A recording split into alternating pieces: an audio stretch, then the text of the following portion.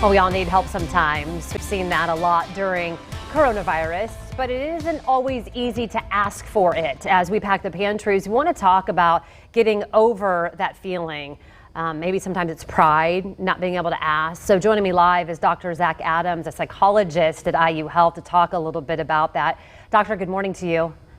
Good morning. Thanks for having me. Absolutely. Let's talk a little bit more about this and why, for some people, it's so hard to actually ask somebody else to help us. Yeah, so you mentioned one of the biggest challenges or barriers is that sometimes people feel maybe a sense of pride that they should be able to manage the situation themselves. Asking for help requires a lot of vulnerability, and for some people now, they're needing to ask for help in ways that they've never had to do before. Other factors that can influence people's ability or willingness to ask for help include things like concerns about burdening others or having questions about, boy, who could I even reach out to? Maybe my problems are too small, or on the other hand, these problems are so big and they can't imagine asking others to help with that. There's a lot of different reasons why folks might struggle with asking for help. Yeah, so what do you then, are there things that you can actually, or that you can do to help them get over the reluctance? I usually try to tell people, but you don't understand, it's blessing me. It's actually making me happy to be able to help. What other things can people do to try to get over the reluctance? Sure. Well, I think that's a great piece of advice that, the vast majority of folks, especially the people who care about you, are more than happy to help out in whatever ways they can. There might be ways in which they can't help, but a lot of folks are at least, more than happy to be supportive as you find those connections.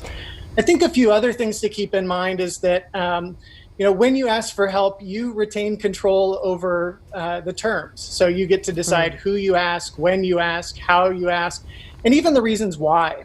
And I think that's a really key point. If you keep in mind why it is that you need help, why it is that right now you need a little extra support, maybe it's to make ends meet, maybe it's so that your kids have what they need, maybe it's to get through the day.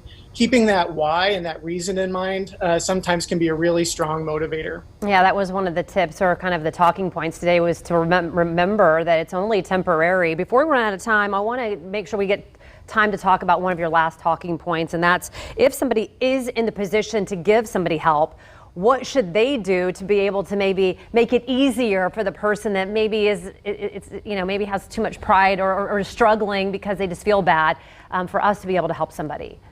Sure. Well, it's a great question. I think one thing to do is to check in on the people you care about periodically so that you notice when and how they might be struggling before things get too, extreme. Another thing to do is just to validate the response. These have been tough times for everybody. Lots of folks are struggling. I wonder how you're doing. Is there anything I can do to help ease the burden for you? And open the conversation, especially for folks who, may have trouble doing that on their own. And then the last thing I would say is to familiarize yourself with some of the resources that are out there. BeWellIndiana.com has tons of amazing resources, not only around mental health and substance use, but also around other sorts of supports like childcare, employment, et cetera, that may be some of the primary sources of stress and anxiety during these times. Dr. Zach Adams with IU Health, we really appreciate you being with us this morning. Great advice. Happy to be with you. Yeah, thank you. Thank you so much. And like we mentioned, we are in the middle of that 24-hour effort, just trying to help those that need it. It goes until 6 tonight.